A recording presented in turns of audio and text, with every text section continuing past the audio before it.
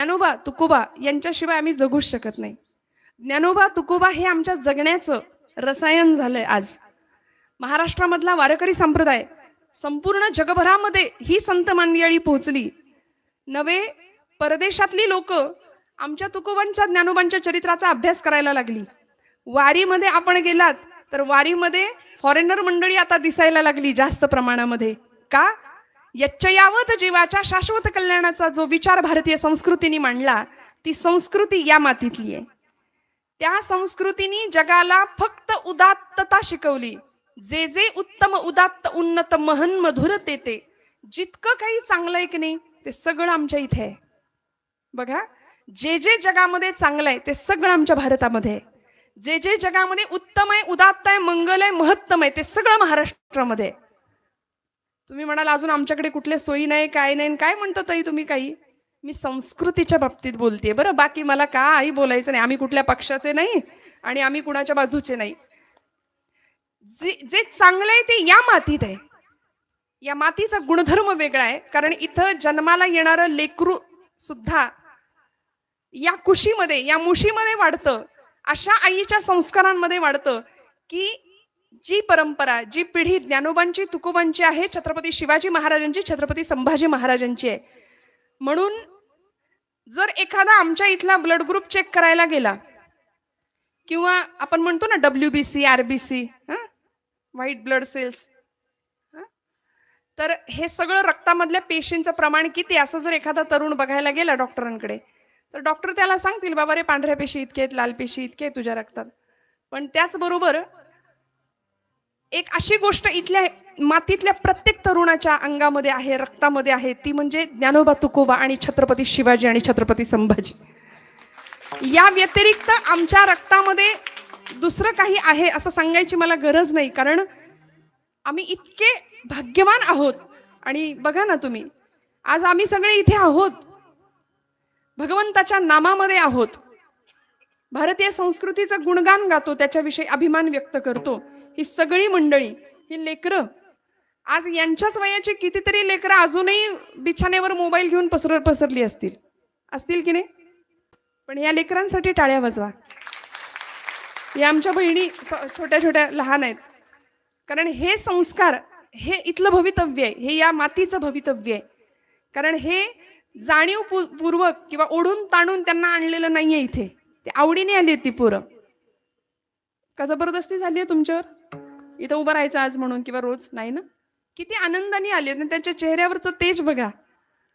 मला असं वाटतं की आज स्वतःला सोफिस्टिकेटेड समजणारी जी जी मुलं आहेत, जी जी मंडळी आहेत, प्रचंड शिकलेली आहेत, वास्तुतः शिकलेली असली तरी तेवढीच ती, तो शब्द आता म्हणा तुम्ही, आहे की नाही, शिकलेली असली, पुढारलेली असली तरी वास्तविक ती मागासलेलीच आहे, स्वतःला उच्च शिक्षित समजणारी. हे कीर्तन, प्रवचन, भजन, गायन म्हणजे सगळ्या, ज्याला काहीच येत नाही त्यांनी इकडे यावं, ज्याला काही जमत नाही त्यांनी धोतर नेसावं, ज्याला काहीही काडीभर अक्कल नाही त्यांनी या क्षेत्रात यावं, असं म्हणणाऱ्या मंडळींना मी मुद्दाम सांगेन, इथं उच्च विद्या विभूषित लोक येऊन इथं बोलतात. गायनाच्या क्षेत्रात, वादनाच्या क्षेत्रात उत्तम ज्ञान ग्रहण करून माणसं इथे सेवेला बसतात. येरा गबाळ्याचे काम नोहे, येथे पाहिजे जातीचे. त्यामुळे कुणीही यावं आणि उठसूट भाष्य करावं, बोलावं संप्रदायाबद्दल, देवदेवतांबद्दल, धर्माबद्दल, तर ते आपण ऐकून घ्यायचं नाही. आज महिला वर्ग बहुसंख्येने आहे. मला आनंद वाटतोय की इथे छत्रपती शिवप्रभूंना घडवणारी राजमाता होती. जगदंबेचं अधिष्ठान तुमच्या माझ्यामध्ये आहे. स्त्री शक्ती नुसती म्हणायला स्त्री शक्ती किंवा स्त्री मुक्ती आणि स्त्री स्वातंत्र्याच्या गप्पा मारण्यापुरतं नाहीये हे सगळं. इथे प्रत्येक देहामध्ये जगदंबेचा अंश आहे. या देवी सर्वभूतेषु शक्तिरूपेण संस्थिता, या देवी सर्वभूतेषु मातृरूपेण संस्थिता, दयारूपेण, स्मृतिरूपेण, श्रुतिरूपेण, भक्तिरूपेण, शांतिरूपेण, क्षुधारूपेण, तृष्णारूपेण, दयारूपेण. 23 रूपांचं वर्णन गाथा सप्तशती ग्रंथामध्ये केलेलं आहे. देवीचे अनेक रूप आहेत आणि ही प्रत्येक रूप ती फक्त स्त्री देहात नाही, या देवी सर्व भूतेषु, सगळ्या भूतमात्रांमध्ये ती आहे. म्हणून आम्ही भाग्यवान आहोत. ती चैतन्य शक्ती तुमच्या माझ्यामध्ये आहे, पण दुर्दैवानं ती झोपलीये आणि तिला उठवण्याचं काम आमच्या संतांनी केलंय बरं का.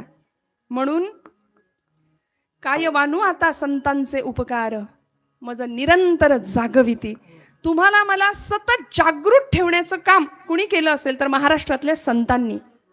ज्ञानोबांपासून तुकोबारायांपर्यंत, त्यानंतर निळोबारायांपर्यंत, निळोबारायांनंतर समर्थ रामदास स्वामी, नवे महाराष्ट्रातले आजपर्यंतचे अनेक संत, 19व्या शतकापर्यंतचे, काल परवापर्यंतचे अनेक संत, या सगळ्या संतांनी आम्हाला जाग ठेवण्याचं काम केलं. कारण आम्ही, मान्य करा, आपण निद्रिस्त आहोत. तुम्ही म्हणाल कुठं झोपलोय, आम्ही बघतोय तुमच्याकडे, आम्ही तर जागे. पण खरं सांगू, शरीराच्या झोपेचं मी कधी बोललेच नाही, बोलतच नाहीये. आमच्या मनाला मरगळ येऊन बसलीये. एक काळ असा होता, गुलामीचा काळ होता. 450 वर्ष हिंदुस्थान गुलामीत होता, म्हणून आक्रमण होत होती अनेकांची. आणि अशा परिस्थितीमध्ये या मातीला स्वतःचं राज्य, स्वतःचं सिंहासन निर्माण करून द्यावं, याकरता इथे एक राजा निर्माण झाला. एका आईने त्याला घडवलं. शककर्त्या छत्रपती शिवाजी महाराजांनी स्वतःचं सिंहासन आणि मराठ्यांना स्वतःची बाजू निर्माण करून दिली. मग ही बाजू निर्माण झाल्यानंतर आलेली मरगळ सगळी निघून गेली. देश असा पेटून उठला. स्फुल्लिंग चेतलं गेलं, क्षात्र तेजाचं स्फुल्लिंग. आणि आता पुन्हा एकदा पाश्चिमात्यांचं अंधानुकरण आम्ही करतोय. इंग्रज भारतात येऊन राहिले किती वर्ष लागली की काय? सुरुवातीपासूनच झोप नाही ना? खूप लक्ष देऊन ऐका बरं. सर्वांगाचे कान करून माझं कीर्तन आपण श्रवण करा. एकही शब्द मला असं नाही वाटणार की मी कुठला वाह्यात किंवा तुम्हाला लागेल टोचेल असा बोलेन. मी प्रामाणिकपणे एक एक शब्द सर्वांगाचे कान करून ऐका. मी सांगत होते की इथे काय म्हटलं मी आता? हा हा आहेत आहेत, जागेत जागेत. विठ्ठल विठ्ठल विठ्ठल.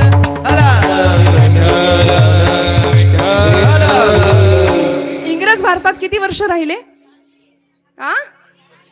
बापरे, अरे बलिदान केलं, आमच्या रक्त सांडलं लोकांनी, आणि अजून 400 वर्ष आकडा नको रे बाबा. 150 वर्ष राहिले, तेच भरपूर होतं आमच्यासाठी. पण अजून काही अशी नतद्रष्ट करंटी माणसं आहेत ऐका, ती म्हणतात इंग्रज भारतात राहिले, एवढ्या सुधारणा केल्या इंग्रजांनी, रस्ते केले, लोहमार्ग केले, तारायंत्र, टपाल यंत्र, सगळ्या सुधारणा झाल्या. म्हणले इंग्रज अजून 50 वर्ष भारतात राहायला पाहिजे होते. मला असं वाटतं यांच्या त्या बुद्धीची मीठ मोऱ्यांनी दृष्ट काढावी, इतकी यांची दिव्य बुद्धिमत्ता. म्हणजे भगतसिंगांपासून स्वातंत्र्यवीर सावरकर असू दे, लोकमान्य टिळक असू दे, महात्मा गांधी असू दे, अनेक लोकांनी जे या देशाकरता केलं ते सगळं वाया गेलं का हो? आम्ही असं बोलतो की जे अंधपणाने बोलतो, कुठल्याही अभ्यासाशिवाय बोलतो. अभ्यासोनी प्रगटावे, नाहीतरी झाकोनी असावे. प्रकटोनी नासावे हे उचित नव्हे. कशाला विनाकारण कुठल्याही गोष्टीबद्दल आपण वादंग आणि मतमतांतर करतो. पण हे सगळं असताना सुद्धा आज आमचा भारत देश किंवा भारतीय संस्कृती जगाच्या पाठीवर काय म्हणून स्थापन नाही? विश्वगुरु म्हणून भारताला मानलं गेलंय, बरोबर? सगळं जग आज प्रचंड आशेने आणि अपेक्षेने पाहतंय. भारताची पहिल्या 2 मोहिमा फसल्या, म्हणून यंदा परवाची चंद्रयान 3 मोहीम यशस्वी झाली. पाठोपाठ इस्रोच्या, नासाच्या मदतीने केलेली आताची आदित्य एल मोहीम, चंद्र सूर्याला सुद्धा गवसणी घालायला आम्ही निघालो. आणि असा भारत देश, त्या भारतामध्ये अनेक संतांनी जन्म घेतला. कारण जग जरी संतांचं घर असलं ना, तरी त्या जगातलं, म्हणजे जग जर घर आहे, हे विश्वचे माझे घर माऊली म्हणते, त्या विश्वरूपी घरातलं देवघर जर कुठलं असेल तर तो भारत देश आहे. अध्यात्म हे भारताचं काळीज आहे मंडळी. म्हणून मी म्हणते की इथं येणाऱ्या प्रत्येक लेकरू भाग्यवान आहे. तुम्ही आम्ही सगळे भाग्यवान आहोत. आणि ज्या तुकोबारायांच्या, ज्या ज्ञानोबांच्या महाराष्ट्रात आपण राहतो, ते तुकोबा अजिबात सामान्य नव्हते. तुकाराम तुकाराम नाम घेता कापे यम, हा दराराजांचा होता. काळाला सुद्धा ज्यांची भीती होती. धन्य तुकोबा समर्थ, जेणे केला हा पुरुषार्थ. आणि अशा तुकोबारायांचा जुन्या काळचा चित्रपट आपल्या सगळ्यांना माहितीये, नवीन नाही बरं, ब्लॅक अँड व्हाईट चित्रपट. ज्या काळामध्ये जुनी माणसं, आता जुन्या माणसांना आठवेल मी काय म्हणते, रामायण महाभारत टीव्हीला लागायचं, त्यावेळी इतका भाव शुद्ध होता की माणसं अगरबत्ती ओवाळून ठेवायची टीव्ही पुढं, बरोबर ना? मी चुकत नसेल तर मला सांगा. रामायण लागलं रामानंद सागर, महाभारत लागलं रामानंद सागरांचं की लगेच उदबत्ती ओवाळायची, तिथं ठेवायची. इतका भाव की आता राम आणि कृष्ण. तसा तुकोबारायांचा 80च्या दशकामध्ये एक पिक्चर आला होता, संत तुकाराम. जुन्या लोकांनी पाहिला असेल तर बघा आठवून. नवीन नाही हा, जितेंद्र जोशीचा नवीन नाही, ब्लॅक अँड व्हाईट पिक्चर, की जो टीव्ही बघताना जुन्या मंडळींना आठवण आहे लहानपणीची. आता या पोरांना तो आनंद नाही. सगळ्या मुंग्याच असायच्या टीव्हीला. घरातला एक माणूस कायम अँटिनेवर, आल्या का मुंग्या, गेल्या का मुंग्या, आहे की नाही, त्याला काही नाही. आणि आपण निम्म चित्रपट सगळा तो मुंग्यांमध्येच बघायचो. काय श्रीमंती होती बघा. अहो, घरामध्ये येणारा माणूस, कोणी पाहुणे आले ना, तर आदरातिथ्य स्वागत आनंदाने व्हायचं. त्यावेळी काळा चहा दिला जायचा. काळा चहा दिला की आपण काय म्हणायचो त्यावेळी लहानपणी, की बाबा दूध नाही, गरीब आहेत, आहे की नाही. आणि आता lemon tea, green tea, black tea, lemon with ginger tea सगळं लागतं. आता आम्ही पुढे, म्हणजे जुनं ते सोनं आहे की नाही, तो जुना काळ सोन्यासारखा होता. इथल्या प्रत्येक भूमीच्या घरातनं सुवर्णाचा धूर निघत होता. एवढी श्रीमंती होती तुमच्या माझ्या घरामध्ये. नेलं सगळं, लुटारूंनी लुटून नेलं, कंगाल करून सोडला हा देश. पण इथे ज्ञानोबांच्या संस्कारांची श्रीमंती आहे, तुकोबांच्या संस्कारांची श्रीमंती आहे. ते श्रीमंतीवर आम्ही आजपर्यंत तरलो. मला सांगायचे, ज्या चित्रपटामध्ये तुकोबांची भूमिका केलेला एक नट होता, नाव होतं विष्णुपंत पागनीस. त्या विष्णुपंत पागसांचे एवढे सत्कार व्हायला लागले, नंतर हार तुरे मिळायला लागले, लोक पाया पडायला लागले तुकोबा तुकोबा म्हणून. आणि आज सुद्धा तुमच्या माझ्या घरात जर तुकोबांचा फोटो असेल तर तो खऱ्या तुकोबांचा नाही, तो विष्णुपंत पागनीसांचाच फोटो आहे. ही महानता, हे उदात्तपण. विष्णुपंत पागनीसांनी त्यानंतर कुठलीही भूमिका केली नाही, पूर्ण वैराग्य स्वीकारलं, पूर्ण महाराजांचं काम केलं आणि वैराग्य वृत्ती आली. एवढा परिणाम आहे त्या चरित्राच्या अभ्यासाचा नुसता. आणि विष्णुपंतांना विचारलं होतं की महाराज का असं करताय. महाराज विष्णुपंत म्हणाले होते की मी फक्त तुकोबरायांची नक्कल केली तर मला इतकं मिळालं. लोक माझे पाया पडतायत, लोक माझे पाय धरतायत, कुठलाच सन्मान, कुठेच इतका सन्मान नाही मिळाला.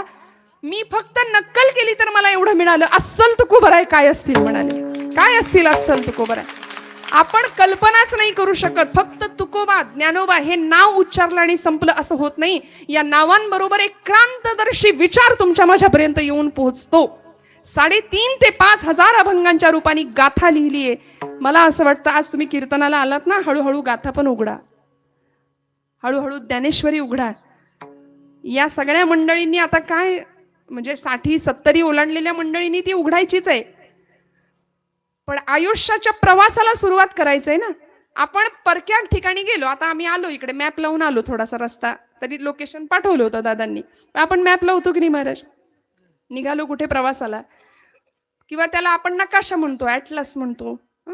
तो नकाशा सुरुवात करायचंय प्रवासाला जाताना, सुरुवात करायची. मग काहीतरी आडाखे, काहीतरी ठरलेलं आहे. मी या मार्गाने गेले, कुठला रस्ता ते गुगलबाई आपल्याला सांगते, कुठल्या मार्गाने जा, इकडून जाऊ नका, तिकडून जा, आहे की नाही. शॉर्टकट बरोबर शोधून देते, आडवळणाचे खड्ड्याचे रस्ते बरोबर तिला तोच रस्ता आम्हाला दाखवायचा असतो. मग चांगल्या रस्त्याने जावं ही नकाशाची अपेक्षा किंवा आपली अपेक्षा आहे. मग आयुष्याचा प्रवास करायचा आहे. या मंडळींचा, ही लहान मंडळी आता समोर आहेत, या सगळ्या मंडळींचा सुरुवात आहे ना आयुष्याची प्रवासाला. मग ती सुरुवात योग्य नको का व्हायला. योग्य ठिकाणावर जर पोहोचायचं असेल तर योग्य वेळी हातामध्ये ग्रंथ नकोत का घ्यायला. मला सांगा, आपण दवाखान्यात जातो आजारी पडल्यानंतर, डॉक्टर काय करतात, प्रिस्क्रिप्शन लिहून देतात, बरोबर, औषधं लिहून देतात. ती घेऊन आपण मेडिकलमध्ये जातो, औषधं घेऊन येतो. महिला वर्ग औषध आणतो, देवापुढं ठेवतो, हळदी कुंकू वाहतो आणि म्हणतो मला बरं वाटू दे देवा, बरोबर ना. हा ना, जागे का आपण. मग काय म्हणणं आहे, घेतो का औषध आपण, घेतो ना, घेतो. जो काही असेल 3 दिवसाचा, 4 दिवसाचा, 5 दिवसाचा कोर्स असेल तो पूर्ण करतो. मग ते औषध, कडू औषध आम्ही घ्यायला तयार आहे. तर इथे अत्यंत गोड औषध तुकोबरायांनी, ज्ञानोबांनी आम्हाला ग्रंथांच्या रूपाने दिलंय. मग ते सगळे ग्रंथ आम्ही आणतो, एका कापडात गुंडाळतो, ठेवतो देवापुढं, हळदी कुंकू रोज वाहतो. कसा फरक पडेल, कसा गुण येईल. ब्रह्मरस घेई काढा, त्यामुळे सगळे भवरोग नष्ट होणार आहेत. असा ब्रह्मरसाचा काढा संतांनी आम्हाला दिलाय ग्रंथांच्या रूपाने. म्हणून ज्ञानोबांना भेटायचं असेल तर ज्ञानेश्वरीला हात लावूया, तुकोबांना भेटायचं असेल तर गाथा कितीतरी उघडूया, नाथांना बघायचं असेल, भेटायचं असेल तर कधीतरी नाथ भागवताला स्पर्श करूया. आणि मी हात जोडून माता भगिनींना सांगते कधीतरी आपल्या लेकरांना या सगळ्याचं महत्त्व सांगून थोडीशी सुरुवातीला जबरदस्ती करायला लागली तरी चालेल. मी तर म्हणते लालयेत पंचवर्षांनी, शास्त्र सांगतं दशवर्षांनी ताडयेत. 5 वर्षापर्यंत ठीक आहे लाडकोड, शास्त्रच सांगतं, मी नाही सांगत. 10व्या वर्षी एखादा फटका देऊन जरी बसवलं देवापुढं तरी चालेल. त्यावेळी त्याला लागेल, दुखेल, पण मोठा झाल्यानंतर ते आठवेल आणि कळेल, अरे हे चांगल्यासाठी होतं माझ्या. नाहीतर 20 वर्षाची पोरं व्यसनाधीन होतात. 20 वर्षाच्या पोरांच्या हातामध्ये बिडीकाडी आहे. 25 वर्षाच्या पोरामध्ये हातामध्ये बाटल्या आहेत. आयुष्याचं नुकसान, प्रपंचाचं नुकसान, घरादाराचं नुकसान, पोराचं नाव अक्षय, पण 20व्या वर्षी क्षय आहे. 20-25 वर्षाची पोरं किडनॅप फेल होऊन मरतायत डायलिसिस वरती. इतकं भयान आणि भीषण वातावरण झाले व्यसन आणि फॅशन या 2 गोष्टींमुळे. आणि मला असं वाटतं फक्त आणि फक्त त्यामधनं बाहेर पडण्याचा एकमेव मार्ग हे कीर्तन आहे. म्हणून संतांनी जो रस सेवन केला त्या रसाचं पान तुम्हाला मला द्यायला आले, बाकी काही पिऊ नका म्हणले. सेवितो हा रस वाटी तो अनेका, हरे हो नकारान भरी, हरे हो नकारान भरी, हरे हो नकारान भरी. सेवितो हरत वाटी तो अनेका, हरे हो नकारान भरी, हरे हो नकारान भरी, हरे हो नकारान भरी. ज्या ब्रह्मरसाचं सेवन पान संतांनी केलं ते तुम्हाला मला मिळावं म्हणून संत आलेत. आणि आता भगवंताला देत असताना, भक्ती करत असताना, भक्तीमध्ये काय असलं पाहिजे काय नसलं पाहिजे याचा परिपाठ करताना आम्ही भक्ती करत नाही का? आम्ही भक्ती करतो ना. आता कीर्तनाला आलो म्हणजे भक्तीच करतोय. फक्त इथं येऊन कुलूप लागलंय की नाही याचं चिंतन चाललंय, तो विषय सोडून द्या. दुधावर झाकण नीट ठेवलंय की नाही, अजून मन कुठं कुठं फिरत असेल मला काय माहिती. तुम्ही इथे बसलात देहानी, पण कुठे कुठे फिरतंय तुमचं मन मी नाही सांगू शकत. त्या मनावर आमची सत्ता नाही. तर ते मन एक केंद्रित करणं. हो मन चंचल चपल, मन चंचल चपल, मन चंचल चपल, मन चंचल चपल, मन चंचल चपल, मन चंचल चपल, मन चंचल चपल, मन चंचल चपल. जाता येता न लगे वेळ, जाता येता न लगे वेळ, जाता येता न लगे वेळ, जाता येता न लगे वेळ, हरी जाता येता न लगे वेळ, मन चंचल चपल, मन चंचल चपल, मन चंचल चपल, मन चंचल चपल. चंचलम ही मनः कृष्ण प्रमाथि बलवत् दृढम तस्याहम निग्रहम मन्ये वायोरिव सुदुष्करम. अत्यंत चंचल आणि चपळ असलेलं मन आहे. त्यामुळे ते इथे आहे की नाही याबद्दल मला शाश्वती नाहीये. आपण सगळे मनानी शरीरानी इथे आहात असं मी आपलं गृहीत धरते. आहात ना सगळे नक्की? हा, सगळ्यांचं मन इथे राहू दे, पण ते मन बांधलं पाहिजे भक्तीसोबत, भगवंतासोबत. आणि ते संतांनी आम्हाला बांधायला शिकवलंय. भक्ती आम्ही करतो, पण त्या भक्तीचं फळ काही केले आम्हाला मिळायला तयार नाही. भक्ती आम्ही करतो, पण त्या भक्तीमध्ये सकामता आहे, ती निष्काम असावी, तेव्हा तिचं फळ मिळेल. त्या भक्तीचं फळ मिळेना म्हणून आम्ही सगळे कटकटलेले, ग्रासलेले, त्रासलेले, व्यापलेले आहोत. मग भक्तीचं फळ जर मिळायचं असेल तर म्हणाले भगवंताला एक बंधन बांधावं लागेल, तेव्हा भगवंत तुम्ही म्हणाल ते करायला तयार होईल. अभंगाचं प्रथम चरण. प्रेम सूत्र दोरी,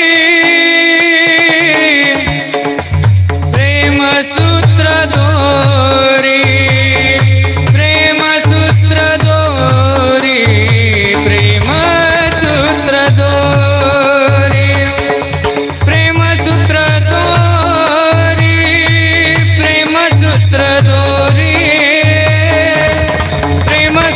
दोरी प्रेमसूत्र दोरी प्रेमसूत्र दोरी प्रेमसूत्र दोरी प्रेमसूत्र दोरी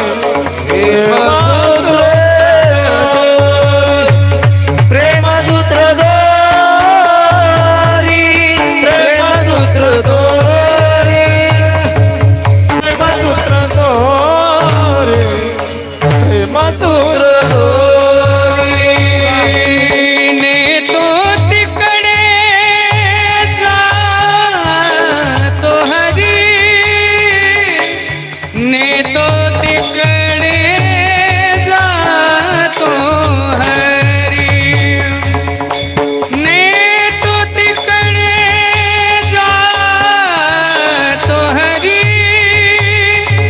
ने तो तिकडे जातो हरी म्हणे सहित माझ्या काया म्हणे सहित वाचा काया म्हणे सहित वाचा काया म्हणे सहित वाचा काया मन सहित वाचा काया मन सहित वाचा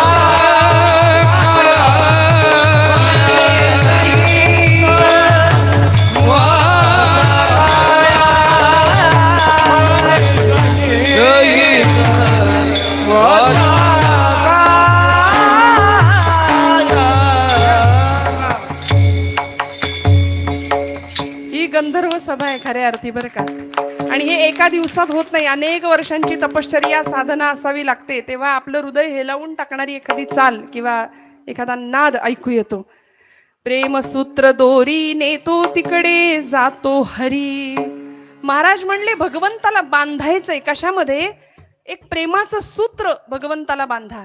भक्तीमध्ये प्रेम असावं, ते प्रेम भगवंताला द्यायचंय. ते प्रेम आम्ही भगवंताला न देता नको त्यांना देतो, परिणाम वाट्याला दुःख येतं, है की नाही? स्वप्न बघा, स्वप्न बघा असं अनेकांनी सांगितलं. APJ अब्दुल कलाम सुद्धा म्हणले, तरुणांनो स्वप्न बघा, कारण स्वप्न तुम्हाला विचार करायला लावेल आणि विचार कृती करायला लावेल. पण आमची मंडळी झोपी जातात आणि नको ती माणसं स्वप्नात येतात. मग है की नाही? नको त्यांवर आम्ही प्रेमाला हिडीस स्वरूप देऊन टाकलं. आज राधेनी केलं, मीरेनी केलं, सगळ्यांनी, अनेक संतांनी भगवंतावर प्रेम केलं. पती स्वरूपात समजलं भगवंताला मीराबाईंनी, है की नाही? आमचे वारकरी संप्रदायातले अत्यंत सुंदर असे संत, ज्यांचा आळंदीला आपण कधी गेला तर कारंजा मंडपामध्ये फोटो आहे, असे प्रज्ञाचक्षु संत श्रेष्ठ श्री गुलाबराव महाराज. अंध होते पण मधुरा भक्ती केली आणि स्वतःला राधा समजायचे. पुरुष देह पण स्त्री भावानी भक्ती केली. ज्ञानेश कन्या म्हणून घ्यायचे स्वतःला, कृष्ण पत्नी म्हणून घ्यायचे. असं प्रेम संतांनी केलं, ते तुम्हाला मला जमत नाही. आम्ही आमच्या नातेवाईकांवरच एवढं प्रेम करतो आणि मग त्याला बहुतेक नाती गोती असं म्हणतात. ते त्यासाठी जी नाती गोत्यात आणतात तीच नाती, ते नाती गोती ना त्यातली असतात, ती माणसं नात्यातली. बघा कळलं तर. आणि ही अशी अशी प्रेमाची बंधनं आम्हाला नको आहेत. संतांनी आम्हाला प्रेम करायला शिकवलंय भगवंतावरती. प्रेमसूत्र दोरी नेतो तिकडे जातो हरी. आणि एकदा का म्हणले भगवंताला प्रेम दिलं ना, त्याला बांधलं ना. कसं बांधायचो? बांधलं की अनेकांनी बांधलं. यशोदा मातेनी पहिल्यांदा बांधलं होतं. यशोदा मातेनी भगवंताला बांधलं. दाव 2 बोट कमी पडायचं प्रत्येक वेळी. भगवंत म्हणला बाई ग बांध, शेवटी दया आली आणि बांधून घेतलं भगवंतानी स्वतः. आमच्या जनाबाईंनी बांधलं. धरीला पंढरीचा चोर, धरीला पंढरीचा चोर, धरीला धरीला चोर, धरीला धरीला चोर. हो धरीला पंढरीचा चोर, गळा बांधून या चोर. धरीला पंढरीचा चोर, गळा बांधून या चोर.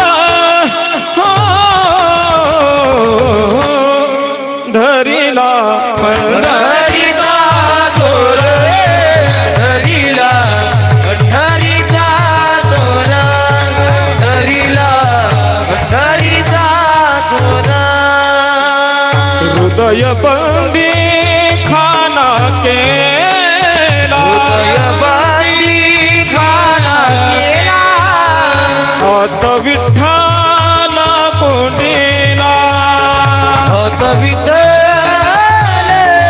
कोंडीला हृदय बंदी खाना केला आता विठ्ठल कोंडीला हृदय बंदी खाना केला आता विठ्ठल कोंडीला हो धरीला पंढरीचा जोर हरीला पंढरीला तोर हरीला पंढरीला पंढरीचा जोर असा आवळून बांधला जनाबाईंनी तिला गळा बांधून या दोर. शेवटी भगवंत म्हणाला, बाई जने जने अगं किती बांधशील तुझ्या भक्तिपाशामध्ये. ती म्हणली, जनी म्हणे बा विठ्ठला आता जीवेन सोडी तुला. सोहम शब्दे मारा केला, तुला साधं सुद्धा नाही बांधलं.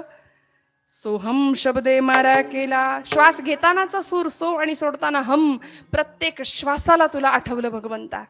आणि म्हणून तेने विठ्ठल का कुळती आला. मग म्हणतो सोड बाई सोड.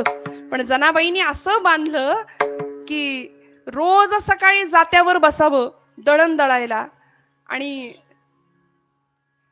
लोकांची गर्दी घराच्या बाजूला, का घरातनं 2 आवाज येतात म्हणून. जनाबाई एकट्याच, पंढरपुरातली सगळी माणसं त्या झोपडीच्या बाजूला ऐकतायत कान लावून. जनीच्या झोपडीत राहते तर एकटीच अजून एक आवाज येतोय, म्हणायचे कोण आहे कोण आहे कोण आहे. दिशा उजळल्या गेला कोंबडा अरबून, दिशा उजळल्या गेला कोंबडा अरबून. सूर्याचं किरण येती डोंगरा मागून, हो सूर्याचं किरण येती डोंगरा मागून. दिशा उजळल्या गेला कोंबडा अरबून, दिशा उजळल्या गेला कोंबडा सूर्याचं किरण येती डोंगरा मागून, हो सूर्याचं किरण येती डोंगरा मागून. सनाई पैसली जात्यावरी दळायाला, सनाई पैसली जात्यावरी दळायाला. पांडुरंग सखा येई तिच्या गमदतीला, हो पांडुरंग सखा येई तिच्या गमदतीला. घरच्या पिठाची घालू भाकर पती देवा, घरच्या पिठाची घालू भाकर पती देवा. ही गोडी अमृताची पांडुरंगा वाटे हेवा. दिशा उजळल्या गेला कोंबडा अरवून, सूर्याचं किरण येती डोंगर मागून. सगळ्यांनी ताबडतोब चौकशी करायला लावावी. पाटील चला, जनीच्या झोपडीतनं 2-2 आवाज येतात, ताबडतोब चौकशी करूया म्हणले. जनाबाई जात्यावरती दळण दळतायत. एक पाय असा पसरलाय, पांडुरंग दुसरा पाय इकडे पसरावा, दोघांचं दळण सुरू आहे.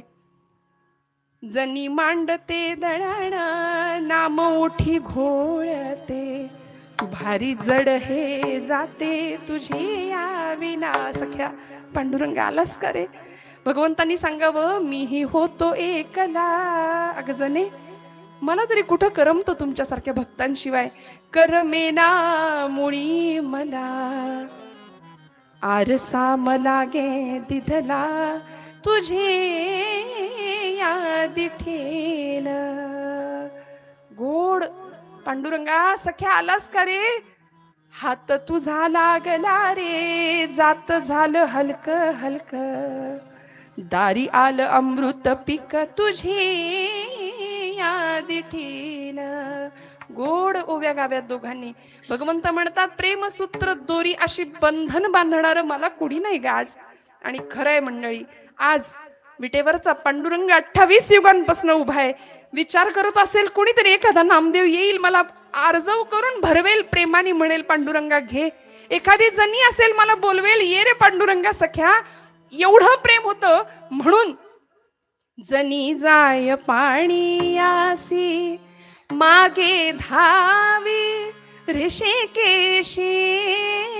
जनी जाय पाणी आसी मागे धावी ऋषिकेशी जनी जाय पाणी आसी मागे धावे ऋषिकेशी जनी जाय पाणी आसी. ती पाणीला गेली की मागे मागे मागे मागे हा धावायचा. ती शेण्या थापायला लागली की हा मागे मागे मागे. कबीरांनी शेले विणायला घ्यावेत. कबीराचे विणतो शेले कौसल्येचा रामबाई कौसल्येचा राम.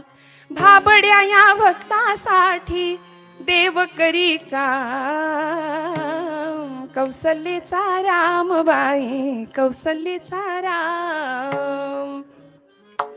गोरोबा काकांच्या बरोबर चिखल तुडवावा सावतोबांची भाजी राखावी सगळं करावं. देव तुका म्हणे त्याचा देव सर्व भार चालवी कामार होऊन या.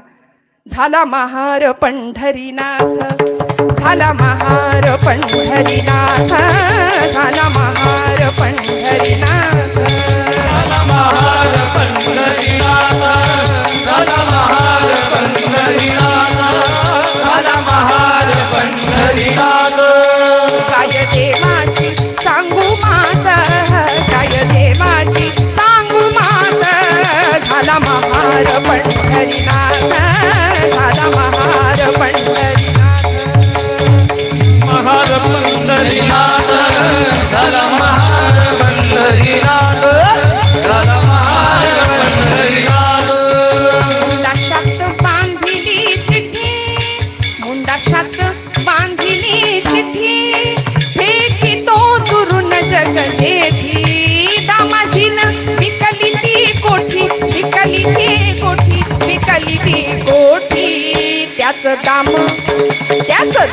घ्याव पदरात झाला महार पंढरीनाथ झाला महार पंढरीनाथ महार पंढरीनाथ झाला महार पंढरीनाथ. मंगळवेड्याच्या सगळी कोठारं लुटली गेली. बादशाहनं फरमान सोडलं दामाजी पंतांना पकडून आणा. निघाले बायकोला निरोप दिला. हत्तीच्या पायदळीत उडवणार होते पण पांडुरंग परमात्मा विटेवरचा सदहृदय दयाघन हेलवला. दामाजी पंत पोहोचायच्या आधी यांनी महाराचं रूप घेतलं. विठू धेड झाला आणि बादशाहला जाऊन जोहार घातला. जोहार माईबाप जोहार परजे मंदी भुकेचा वाढला लईकार म्हणून शान दामाजी पंत ठाणदार. हे दाम दिलंय म्हणला. या मोहरा दिल्यात मोजून बघा बरोबर आहे का. आणि सगळं दिलं बादशाला. बादशाह मोजतोय मोजतोय मोजतोय. खळखळा ओतिल्या मोहरा त्याचे मोजून पावती करा. हे ढीक पडला मोहरांचा संपेच ना. हत्तीच्या सोंडे एवढी धार. ढिग बघून चमकल्या नजरा चमकल्या नजरा चमकल्या नजरा. त्याच दाम घ्याव पदरात झाला महार पंढरी. दिला बादशाह तोंड घालून बसला बोटात तोंडात बोट घालून बसला आणि म्हणाला किसने भेजा है तुम्हें विठू. तो म्हणला विठू धेड विठू महार कहते हैं मुझे. दामाजी पंतांसाठी भगवंत धेड झाला. अनेकांसाठी अनेक प्रकारची कामं केली. अजून सांगू राजसूय यज्ञामध्ये पांडवांच्या उष्ट्या खरकट्या पत्रावळ्या सुद्धा उचलल्या भगवंतांनी. खरकट सुद्धा काढलं. तुका म्हणे त्याचा देव सर्व भार सगळं केलो नेतो तिकडे जातो हरी. परिणाम काय हो कशामुळे झालं. बांधलं त्याला. कशाने बांधलं. प्रेमसूत्रांनी बांधलं. आपलं म्हटलं देवाला. दुर्दैव असं आहे की देवाकडून आम्ही सगळं मागतो देव कुणी मागत नाही. पण या सगळ्या करता समर्पण भावाची भक्ती पाहिजे. आम्ही सुद्धा नैवेद्य अर्पण करतो. महिला वर्ग देतो की नाही नैवेद्य. काय करतो आम्ही नैवेद्य दाखवतो. तो खात नाही त्याच्यातच आपली आब राखू नाही म्हणायचं. खातो का आपला नैवेद्य. कधी खाल्लाय का आपल्यापैकी कुणाचा. माझा तरी नाही अजून खाल्ला. देवानी नैवेद्य खाल्लाय का आपला. नामदेवांचा खाल्ला का हो खाल्ला असेल. आपला खात नाही आणि नामदेवांचा खाल्ला असा कधी विचार केलाय का आपण. त्याचं उत्तर असं आहे नामदेव महाराज देव जेवत नव्हता म्हणून रडले. तुम्ही आम्ही रडतो भगवंतासाठी. पोटचं लेकरू नाही जेवलं एखाद्या दिवशी तर आपण रडू फार तर. माझं पोरगा आज जेवलंच नाही उपाशी आहे पण देवच आज माझ्याकडून जेवेना. बघा बरं आता गणपती येईल 10 दिवसांचा. जेवत का नाही मोदक का खात नाही म्हणून आणा बरं डोळ्यात पाणी. आणून सुद्धा येणार नाही. येईल का? देवासाठी डोळ्यात पाणी येईल का? पण आमचं काही बिघडू दे जरा, मग काय रे देवा, कसं रे बाबा, आहे की नाही? सगळ्या तक्रारी, सगळी गारहाणी आम्ही गातो, पण भगवंतासाठी काय द्यावं लागेल अभंगाचं दुसरं चरण. मनाच हित वाचा काया, मनाच हित वाचा काया, मनाच हित वाचा काया, मनाच हित वाचा काया.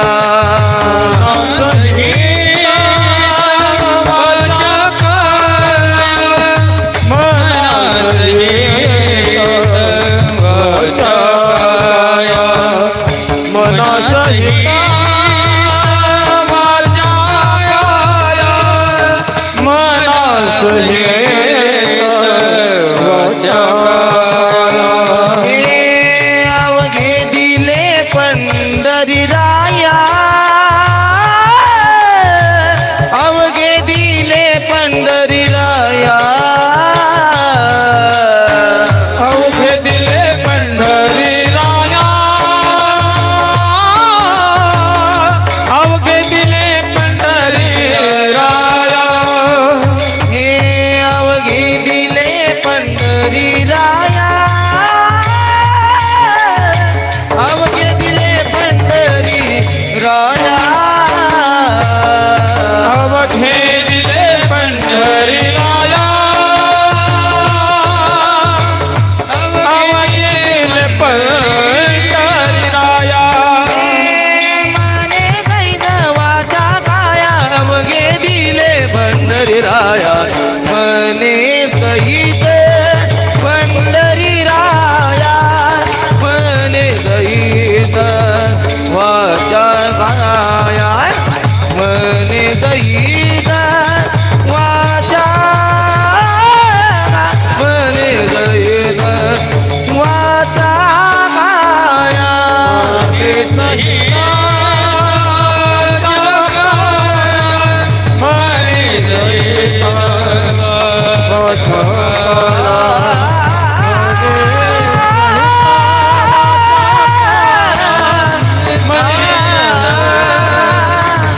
वाचा काया.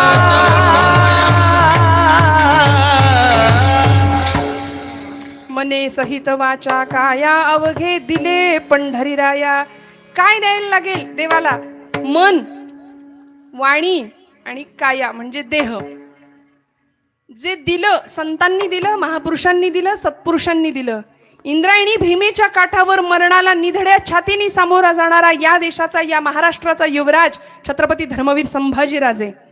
औरंगजेबाने ज्यावेळी कैद केली, पकडलं, विदूषकाची टोपी घातली, झबले घातले, उंटावरनं धेड काढत आणलं होतं. आमच्याच लोकांनी आमच्याच या छाव्यावरती, आमच्याच राज्याच्या छत्रपतींवरती मलमूत्र आणि विष्ठा सुद्धा टाकायला कमी नव्हती केली. पण तरी सुद्धा मने सहित वाचा आणि काया देणं म्हणजे काय असतं? औरंगजेबाने 1000 वेळा सांगितलं, संभाजीला बघायची इच्छा व्यक्त केली. कनातीचं दार मुद्दाम लहान केलं होतं बरं का, कारण संभाजीराजे वाकून खाली यावेत म्हणून, मान खाली वाकवून यावेत. आमच्याकडे मराठा मराठा मराठा म्हणजे एवढंच असं असतं की 96 कुळी 92 कुळी एवढंच, पण असं नाहीये. जो महाराष्ट्रात राहतो तो मराठा. मराठ्यांचं सैन्य म्हणजे छत्रपतींचं सगळं सैन्य, मग त्याच्यामध्ये सगळे 18 पगड जातीची माणसं होती, असं नाही की अमुकच. आणि या धर्मासाठी, म्हणून आमच्या धर्माची आज अवस्था अशी काय दयनीय, कारण आम्ही सगळे हिंदू असे विभागलेले आहोत बरं का. त्या संत्र्यासारखे वरून दिसायला भगवे आहे सगळे, पण आतमध्ये फोडा. काय आहे सगळं? सगळ्या फोडी वेगवेगळ्या आहेत. तिकडे बघा बाकीचे पंथ कलिंगडासारखे आहेत, हिरवेगार, सगळं वरून एक संघ दिसतंय, वरून दिसतायत भेगा आपल्याला, पण आतमध्ये फोडा, एक संघ आहे.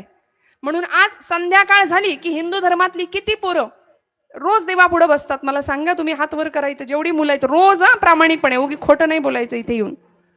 देवापुढे कारवाडीतली इथं माझ्या समोर बसलेली पोरं संध्याकाळ झाली की उपासनेला किती जण बसता? हात वर करा.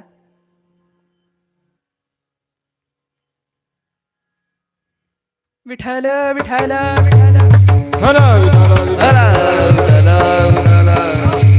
चला आज मला एक प्रॉमिस देणार तुम्ही.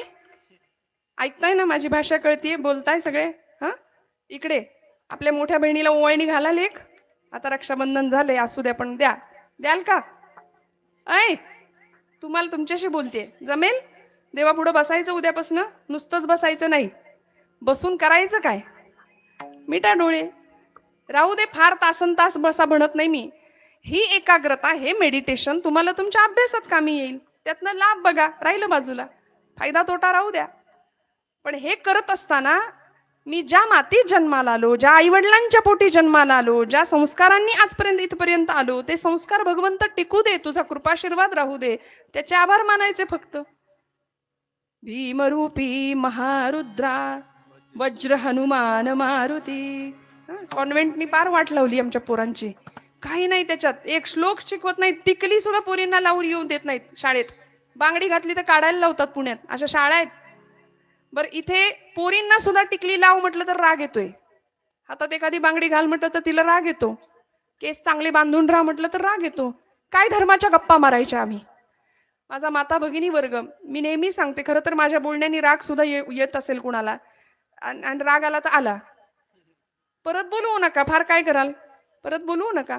पण आमचं एक ठरलेलं असतं, इथे या गादीवरून राग येईल असं बोलायचं नाही आणि बोलल्याशिवाय राहायचं नाही. विठ्ठल विठ्ठल विठ्ठल. आपण धर्म शिक्षण जर घरातनं पोरी बाळींना आणि मुलांना नाही दिलं तर आमच्यासारखे करंट आहे आणि नतदृष्ट आम्ही आहे. आमचा बापच जर बिड्या आणायला जात असेल पानपट्टीवर, पुढे आणायला, तर पोरग दुसरं काय करणार आहे, लक्षात घ्या. त्यामुळे योग्य वयामध्ये मोठ्या माणसांवर खूप मोठी जबाबदारी असते. का धर्मवीर संभाजीराजांना धर्मासाठी मरावंसं वाटलं असेल हो? त्यांनी विचार केला असता, मी राज्याचा छत्रपती आहे, वाटेल तसा मनमानी कारभार करू शकतो. औरंगजेब म्हणाला ना धर्मांतर कर, केलं असतं. आज तुमच्या माझ्यासाठी त्या राजाने धर्म नाही बदलला, निधड्या छातीने मृत्यूला सामोरा गेला, देहाचे इंचावर तुकडे केले होते औरंगजेबानी.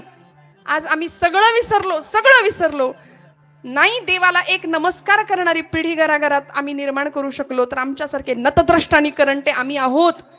कपाळाला टिळा लावावा. बर, आता गणपती उत्सव येईल, निदान गणपती समोर तरी डोक्याला टोपी घालून बसा. देवासमोर बसताना अगदी धोतर नेसू नका, मी म्हणत नाही अगदी धोतरच घाला, धोतर घालून बसला तर अजून छान. शिका, नेसता येत नसेल तर छान बसावं. भगवंत पाहुणा म्हणून येणार आहे ना. इकडे आमच्या कार्यकर्त्यांना धड आरती पाठ नाही, ते काय, ते परवा तर एका काय मंडळात लंबोदर पीतांबर, तुम्ही काय म्हणता, तुम्ही आधी सांगा मला. हा, फणीवर विठ्ठल विठ्ठल विठ्ठल विठ्ठल. मला कुणाची निंदा करायची नाही बरं, तुमच्या चुका मला सांगायच्या नाहीत. पण आपण भक्ती करतो की नाही, मग भक्तीमध्ये विडंबन असता कामा नये. हा, मंडप घातलेला असतो, गणपती बाप्पा समोर असतो, गणपतीच्या पडद्याच्या मागे पत्त्यांचा डाव रंगतो, हे कितपत बरोबर आहे? कितीतरी मंडळ अशी आहेत की जिथे मागे पत्ते खेळले जातात. गणपतीच्या मिरवणुकीमध्ये व्यसनाशिवाय मिरवणूकच व्हायला तयार नाही. केवढं मोठं भक्तीतलं विडंबन आहे. आम्हाला लाज वाटत कशी नाही याचा मला कधी विचार पडतो, प्रश्न पडतो. एखाद्या मंडळाला जर गणपतीनंच दृष्टांत दिला असेल की करा माझा उत्सव आणि बाई वाड्यावरच या, मला ऐकायचे आता यंदा, असं काही गणपतीनं जर स्वप्नात येऊन सांगितलं तर आपण काय त्याला करणार? पण भक्ती आम्ही करतो ना, तर भक्तीमध्ये विडंबन नाही करता कामा, कधीच नाही. लंबोदर, परवा तर एका कार्यकर्त्यांनी मोठ्या आवाजात म्हणलं, लंबोदर पीतांबर फळीवर वंदना. फळीवर, ह्याची कुठली वंदना फळीवर बसली? वाटेल ते आम्ही तोंडाला येईल ते बोलतो. फणीवर बंधना आहे बरं का, वंदना नाही. लंबोदर पीतांबर फणीवर, फणी म्हणजे नाग. त्या गणपती बाप्पानी पोटाला नाग बांधलाय, नागपाशानी ते पोट बांधलंय. का? कारण अनंत ब्रह्मांडे उदरी. तुमचं माझं पाप त्यांनी पोटात घेतलंय, आम्हाला सांभाळलंय, आणि ते पाप पुन्हा बाहेर येऊ नये म्हणून नागपाशानी बांधलंय. नागपाशा आहे बघा त्याच्या पोटावर. सुंदर अध्यात्म जर घराघरातनं जन्माला आलं आणि आमच्या मुलांना आम्ही हस्तांतरित केलं, पण आमचे पालकच म्हणतात तू जा, आम्ही जातो कीर्तनाला, तुला देतो कार्टून लावून टीव्हीवर बघत बस. आणि ते बघणारं कार्टून, टीव्हीवर कार्टून, 2-2 कार्टून समोरासमोर. मग त्या पोराला जर मी विचारलं, बाबा रे तुला भीम माहितीये का, भीम? तर ते म्हणते, परवा विचारलं मी एकाला, म्हणलं आहे का भीम माहितीये का? मला महाभारतातला भीम अपेक्षित होता. ते पोरग इतकं हुशार, 10वीतलं होतं, थोडं थोडकं लहान नाही. त्याला म्हणलं भीम माहितीये का? तो म्हणला हो. म्हणलं कोण रे? छोटा भीम म्हणला, ढोलकपूरचा. आता दृष्ट काढावी की नाही याची? कीचकाची छाती फोडणारा पराक्रमी भीम जिजा मातोश्री छत्रपतींना शिकवतात, तेव्हा छत्रपती अफजल खानाचा कोथळा बाहेर काढतात. उगीच नाही घडतो, संस्कारांनी घडतो. पुत्र व्हावा ऐसा गुंडा ज्याचा तिन्ही लोकी झेंडा. आम्ही छत्रपतींचे वारसदार आहोत. कृष्णाष्टमी झाली, गोपाळकाला झाला, 10 थरांचा गोविंदा महाराष्ट्रात उभा राहिला. लाखोंची बक्षिस पोरांनी जिंकली असतील. कितीतरी पोरं प्राणाला मुकतात, जखमी होतात, हजारो रुपये पैसा गोळा होतो. पण अशा कितीतरी द्रौपदी आहेत की ज्यांना अंगभर झाकलं जाईल असं वस्त्र नाही महाराष्ट्रामध्ये. किती पोरींपर्यंत, किती द्रौपदींपर्यंत वस्त्र पोहोचली हो. हे आम्ही सगळे उत्सव साजरे करतो. पण संत म्हणतात, लोकांनी, आमच्या नाथांचंच एक भारुड आहे, नाथांनी त्या भारुडाला बाहुलं असं नाव दिलं. नाथबाबा म्हणले लोकांना वेड लागलं, लोकांनी देवाचं बाहुलं करून टाकलं. शिळा तांब्याचे केले बाहुले, शिळा तांब्याचे केले बाहुले, शिळा तांब्याचे केले बाहुले, शिळा तांब्याचे केले बाहुले. पाठ मांडून वरी वै सविले, पाठ मांडून वरी वै सविले, परमादोनी वर बाई सविले, परमादोनी वर बाई सविले. अक्षता झाकोळीले, गंधाक्षता झाकोळीले, मना येईते नाव ठेविले, मना येईते नाव ठेविले. या जनासी लागले वेळ, लागले वेळ, लागले वेळ. शिळा तांब्याचे केले बाहुले, शिळा तांब्याचे केले. म्हणून धर्मभावना, भक्तीविषयीतलं प्रेम शिळा तांब्याचे केले बाहुले. का नाथांना बाहुलं म्हणावं असं वाटलं? मने सहित गायावाच्या अवघे दिले पंढरीराया. तुकोबराय म्हणतात ना, सगळं द्यायचंय, पण भक्तीमध्ये भगवंताचं बाहुलं का झालं हो? बाहुलं हा शब्द नाथांना का वापरावा लागला? म्हणाले लहानपणी बाहुल्या खेळण्याचं एक वय असतं. इथे बसलेल्या प्रत्येकाने लहानपणी खेळण्यांसोबत, बाहुल्यांसोबत खेळलेले आहेत. एक 5 वर्षापर्यंत, 6 वर्षापर्यंत पोरं बाहुली सोबत खेळतात, नंतर बाहुल्या बदलतात. विठ्ठल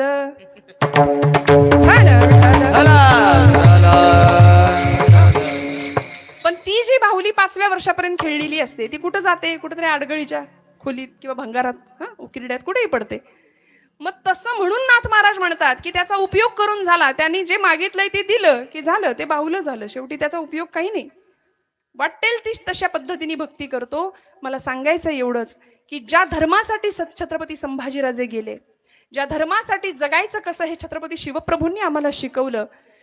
औरंगजेबानी कनातीचं दार असं छोटं केलं होतं, वाकून जावेत संभाजीराजे म्हणून, पण वाकले नाहीत, असे गुडघ्यात वाकले. बरं का, गुडघ्यात वाकले, ताठमानेनी सामोरे गेले. आणि कवी भूषण होते सोबत. कवी भूषणांनी औरंगजेबाची ती अस्वस्थता पाहिली, असा येरझाऱ्या घालत होता इकडून तिकडून. त्याला सुचेनाच काही संभाजीराजांना बघून, कारण एवढी विटंबना होऊन सुद्धा त्याच्या चेहऱ्यावरचं तेज आणि करारी बाणा लपला नव्हता. बलदंड शरीर यष्टी, सिंहाचा छावा म्हणून राजे समोर उभे होते आणि औरंगजेब अत्यावस्थ येरझाऱ्या घालत होता, अस्वस्थ होता. कवी भूषण म्हणतात संभाजीराजांना, राजे कविता सुनाओ क्या? संभाजीराजे म्हणले, सुनाओ कविराज, रायगढ़ के दरबार में आपकी कविता सुनी थी, अब यहाँ औरंगजेब के सामने आपकी कविता सुनेंगे, बोलो. आणि कवी भूषण बोलायला लागला. कवी भूषण म्हणाले, राजे तू तप तेज निहार के तखत त्यजो औरंग, तू तप तेज निहार के तखत त्यजो औरंग. राजा, तुझ्या तेजाने औरंगजेबाने आपलं तख्त त्याग केलाय, त्याला बसावं की उठावं कळेना. आणि औरंगजेबाने असं वरून खालून वरून औरंगजेबाने निहाळावं संभाजी महाराजांना आणि सांगावं, क्या यही है छत्रपति शिवाजी राजा का शमशेर जंग शहजादा संभाजी, दिखने में खूबसूरत, हिम्मत का शेर. राजा जी आप मेरी बात मानो, आप अगर हमारा इस्लाम धर्म कबूल करेंगे तो ये खुदा का बंदा आपको बड़ा नवाब बना देने को तैयार है. आणि संभाजीराजे म्हणाले, नको, तुझा धर्म मला नको, मला नको धर्म तो तुझा.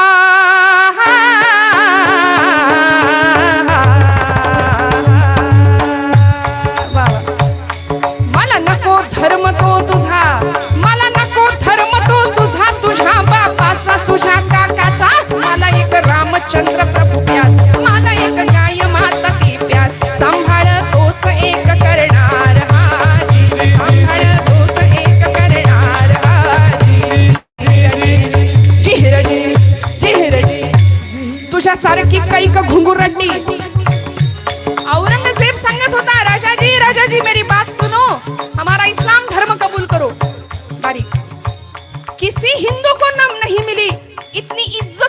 जाएगी. आणि संभाजीराजा बोलत होता, अरे मला नको धर्म तो तुझा, तुझ्या बापाचा, तुझ्या काकाचा. अरे स्वामीनिष्ठा तुम्हाला काय माहिती? तुम्ही आपल्या आपल्या बापाला मारून मारून मारून गादीवर बसायची तुमची परंपरा.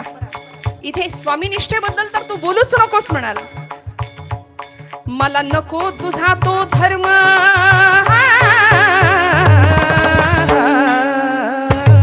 मला नको तुझा तो धर्म, मला नको तुझा तो धर्म. ओढविल कर्म काढीन तुझं चर्म पुढच्या जन्माला जी, पुढच्या जन्माला जी. पुन्हा येईन जन्म घेऊन, पुन्हा येईन जन्म घेऊन तुझी मान चरारा चिरून.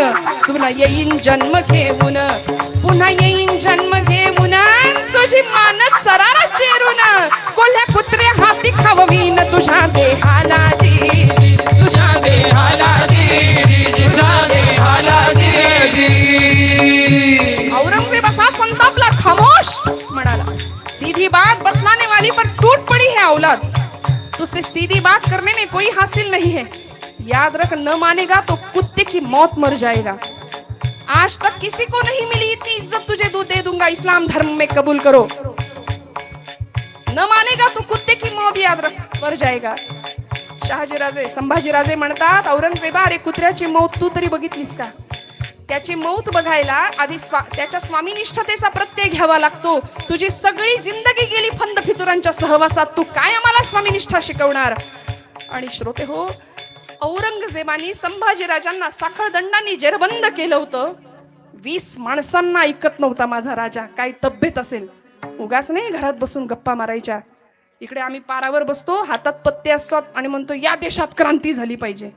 कशी क्रांती होईल? पत्ते खेळून, कॅरम खेळून. केवढा त्याग आहे. मने सहित वाचा काया भक्तीमध्ये आहेच, पण या मंडळींनी देशाला देव मानलं, मातीला देव मानलं, स्वराज्याला देव मानलं. आणि इथे संभाजीराजांना अक्षरशः झाडाला रंधे लावावेत तशी काकडी सोलावी तशी देहाची चामडी सोलून काढली होती. 40 दिवस प्रचंड यातना देऊन मारलंय आमच्या राजाला. कधीतरी स्मरण व्हावं. इतके हाल केले, पण तरी सुद्धा तोंडातनं आ म्हणून विव्हळण्याचा सुद्धा आवाज नाही की दुखतय, त्रास होतोय. कधीच नाही, दाखवलंच नाही. औरंगजेब असा व्याकुळ असायचा की कधीतरी त्याचा विव्हळण्याचा आवाज येईल, पण नाही. कधीतरी एखादी आर्त किंकाळी, एखादा हशम यावा, लाल सांडस लालबुंद केलेले सळ्या घेऊन समोर. कारण त्याचे डोळे होते संभाजीराजांचे, ते रखरखीत जाळ ओकत होते. औरंगजेबाला ते सहन होईना. त्याच्याही आधी जगदंब जगदंब जगदंब एवढा पुनरुच्चार करणारी जीभ सहन होईना तो नाद. जगदंब जगदंब जगदंब. कवड्यांच्या माळेला हात लावावा. आज आम्ही तुळशीची माळ घालायला तयार नाही, घातली तर कोरोनामध्ये काढली लोकांनी. डॉक्टर म्हणाले चांगलं चोंगलं खा, आहे की नाही? कसला आमचा संशय देवाबद्दलचा सुद्धा, अजिबात विश्वास नाही. जगदंबचा उच्चार सहन होईना औरंगजेबानी त्याची जीभ संभाजीराजांची छाटायला लावली. पण जीभ छाटल्यानंतर सुद्धा उहू किच्चूहू नाही, आवाज नाही. पण डोळ्यातला विखार सहन होईना म्हणून डोळे काढायला लावले. लाल बुंद सांडस शेगडीवर ठेवलेले असे साड्या. एका हशमाला समोर, तो राजाजींना सांगत होता संभाजीराजांना. औरंगजेब असा कनातीला कान देऊन ऐकत होता. आता तरी विवळेल, आता तरी त्याचा आई ग असा टाहो मी ऐकेल. पण नाही. तो हशम आला समोर, हातामध्ये लालबुंद तापलेल्या सळ्या घेऊन. आणि त्यांनी राजांना सांगावं, राजाजी एक बात बताओ क्या, अभी इसके हाँ में हाँ मिलाओ. औरंगजेब कह रहा है ना इस्लाम धर्म कबूल करो, अभी इसके हाँ में हाँ मिलाओ, बाद में भाग जाना. क्यों फूका मर रहे हो? खुदा ताला ने अच्छी तबीयत दी है तुम्हें. काय शरीर यष्टी होती, एवढं सोललं होतं अंग तरी सुद्धा राजाची तब्येत लपत नव्हती. असा सूर्यासारखा ललबुंद होता माझा राजा. आणि अक्षरशः तो हशम सांगत होता की राजाजी आंखें तो बंद कीजिए, आंखें तो बंद कीजिए. संभाजीराजे म्हणले, काका काळजी करू नका, तुम्ही तुमचं काम करा. डोळे फोडायला सांगितलेत ना, फोडा. कळू द्या गुन्हेगारांना, कळू द्या फितुरांना. या महाराष्ट्राची किंमत कळायची असेल तर स्वामीनिष्ठांना डोळे फोडूनच घ्यावे लागतात. कळू द्या सगळ्यांना, तुम्ही तुमचं काम करा. आणि त्या हशमानी चरकन सळ्या आतमध्ये खुपसल्या. रक्ताची काळी धार फक्त बाहेर व्हावी, पण मुखातनं काही नाही उच्चार. तो औरंगजेब तळमळत होता की याच्या तोंडात आता तरी उद्गार निघेल आई ग म्हणून, पण नाही. शेवटी इंद्रायणी भीमेच्या काठावर नेलं गेलं, सर्वांगाचे तुकडे तुकडे करण्याचा आदेश दिला. पायापासून सुरुवात केली. हे ऐकायला सुद्धा मला बोलताना त्रास होतो, ऐकताना कित्येकांचे हार्टबीट्स वाढतात. काय झालं असेल आपण कल्पना नाही करू शकत. पायापासून इंचाच्या अंतरावर तुकडे केले गेले देहाचे. तुकडे होता होता होता एक घाव बसला मानेवरती. ज्या मस्तकाला गंगा सिंधूचं जल अभिषिक्त झालं होतं ते मस्तक धडापासून वेगळं झालं. ज्या मस्तकाला आमच्या राजमाता जिजाऊ साहेबांनी करू ते मस्तक धडा वेगळं झालं. ज्या मस्तकाला छत्रपती बाजीराजावरनं हात फिरवला होता शंभू म्हणून ते मस्तक वेगळं झालं. आणि इंद्रायणी भीमेमध्ये रक्ताची ही चिळकांडी उडाली. सगळी नदी शहरली, लालबुंद पाणी इंद्रायणी भीमेचं. देहाचे तुकडे जवळ असलेल्या शिवले गावच्या लोकांनी एकत्र आली. ती मंडळी, तिथली माणसं सगळी निघून गेली. ते सगळे तुकडे आमच्या राजाच्या देहाची अशी विटंबना नको म्हणून त्या शिवले गावच्या लोकांनी ते प्रेत शिवलं म्हणून त्यांना शिवले पाटील असं नाव दिलंय. वडू तुळापूरला पण आलात तर तिथे शिवले पाटील गाव आहे शिवले नावाचं. ती माणसं शिवले पाटील म्हणून ओळखली जातात. ते शिवलं प्रेत अक्षरशः. का हो इतकी स्वामी निष्ठा, इतका त्याग तुम्हाला मला जमेल करायला? आम्ही फक्त गप्पा मारतो. मग तुम्ही आम्ही म्हणू की आम्ही करायचं काय, आम्हाला एवढा त्याग जमणार नाही, पण किमान पक्ष एखादं धर्मकार्य चांगलं चाललंय त्याच्यामध्ये विघ्न तरी आणू नका. किमान पक्ष तुमच्या माझ्या पातळीवर काय करायचं मी सांगते श्रोते हो, आपल्याला सोपं. छत्रपती शिवाजी महाराजांचे वारसदार म्हणतो, राजे तुम्ही पुन्हा जन्माला या असं आमची तरुण पिढी म्हणते. इकडे दंडावर राजे असतात, पोटावर पाठीवर सगळे जर्किनवर टॅटू असतात आहे की नाही. सगळं आम्ही राजांसारखं करायला बघतो, पण राजे रोमारोमात रक्तात हाडामासात किती आहे त्याचा विचार व्हावा. आणि कधीतरी आपली एखादी बहीण रस्त्याने निघालीये, कुणीतरी 4 टवाळ पोरं तिला छेडतायत आणि तुम्ही जर हसत मुख ते बघत असाल तर तुमच्यासारखे करंटे तुम्ही. छत्रपतींचा नाव घ्यायचं सुद्धा तुमची पात्रता नाही. या व्यतिरिक्त मी शब्द नाही वापरणार अजून वाईट. आम्ही जर छत्रपतींचे वारसदार म्हणत असू तर ज्या राज्यामध्ये वेदशाळेतला वेद, देवळातला देव, स्त्रीचं कुंकू, तरुणांचा पराक्रम, वृद्धांचं जीवन सगळं सुरक्षित राहावं यासाठी छत्रपतींनी स्वराज्याचा घाट घातला होता. आणि त्या स्वराज्यामध्ये तुकोबा सुद्धा छत्रपतींना हेच सांगत होते, भक्ती भक्ती म्हणजे फक्त टाळ कुटायचं नाही, फक्त मंदिरात जाऊन टाळ कुटणे याचा अर्थ भक्ती नाही. विंचू देव्हाऱ्याशी आला देवपूजा नावडे त्याला. एखादा विंचू जर महादेवाच्या पिंडीवर येऊन बसला तर आपण काय करू मावशी? विंचू स्वामी तुम्हाला पण बेलपत्र घ्या म्हणू का? नाही, महाराज म्हणतात तेथे पैजाराचे काम अधमाशी तो अधम. मग कुणीतरी आमच्या धर्मभावना दुखवत असेल आणि हे जर वेळीच नाही ना केलं तर मी हात जोडून आपल्या सगळ्यांना सांगते, पुढचा काळ भयानक आहे. लव जिहादची केस तुमच्या माझ्या उंबरठ्यापर्यंत आल्याशिवाय राहणार नाही. आमच्या लेकी बाळींना नको त्या पद्धतीने फूस लावून नेलं जातंय. धर्माचं शिक्षण जर आम्ही नाही त्यांना दिलं, त्या पोरी अशा पळून जायला का तयार होतील मला सांगा? आणि याकरता तुकोबांचं ज्ञान, तुकोबांचं भक्ती प्रेम आम्हाला समजून घ्यावं लागेल. तुकोबांनी बांधलं भगवंताला, नामदेवांनी बांधलं भगवंताला.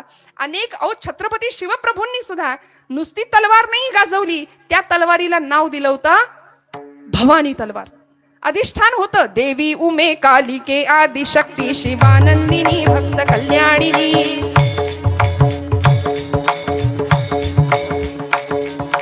देवी उमे कालिके आदि शक्ती शिवानंदिनी भक्त कल्याणिनी. चंडासुर छेदिनी भद्रकालिनी शंभासुर प्राण संहारिणी. दाक्षायणी शैल राजेंद्र कन्ये जगत स्वामिनी राजराजेश्वरी. कुळाची भवानी तुला प्रार्थितो हा शिवाजी रणी रे जय स्वामिनी. देवी उमे कालिके आदि शिवानंदिनी भक्त जगदंब उदयोस्तु. हर हर हर महादेव हा सैन्याचा जागर होता म्हणून भूत्या होऊन माझा राजा नाचत होता आई जगदंबे समोर तुळजापूरच्या. इथे आम्ही भक्ती करा असं सांगितलं की आम्हाला वाटतं भक्ती करणारी सगळी माणसं बॅकवर्ड, काही जमत नाही म्हणून. पण मने सहित वाचा काया अवघे दिले पंढरीराया. किती उदाहरणं सांगू एका कीर्तनात मी.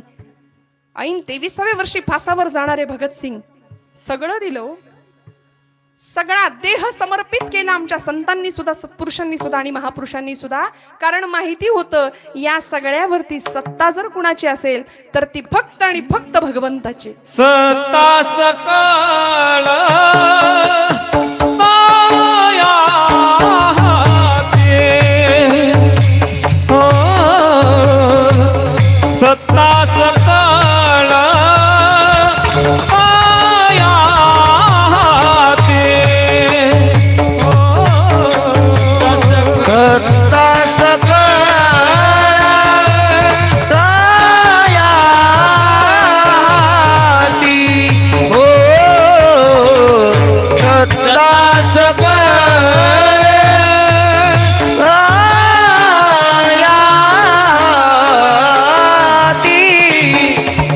हो,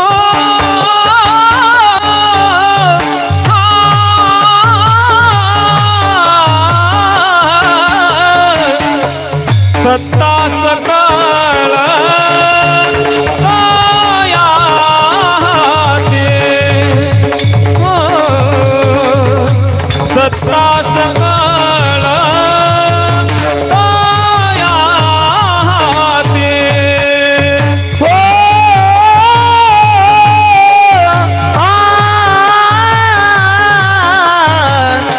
सत्ता सकळ दयाती. हो, सत्ता सकळ दयाती. माझी किवा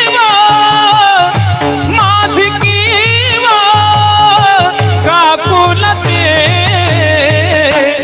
मने सहित वाचा काया. हो,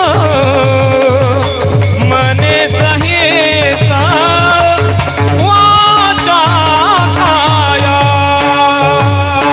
माझी कीव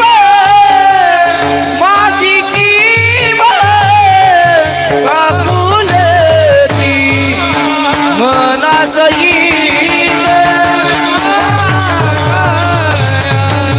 मना सहित वाचा काया.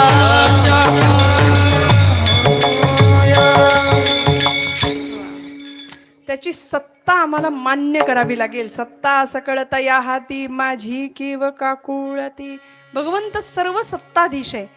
त्याचं आपल्याकडे लक्ष राहावं असं वाटत असेल तर थोडंसं त्याचं नाम सुद्धा घ्यावं लागेल. थोडं घेऊया आणि मग नेमकं काय करायचं प्रपंचात तेवढं सांगेन आणि मग संपूया.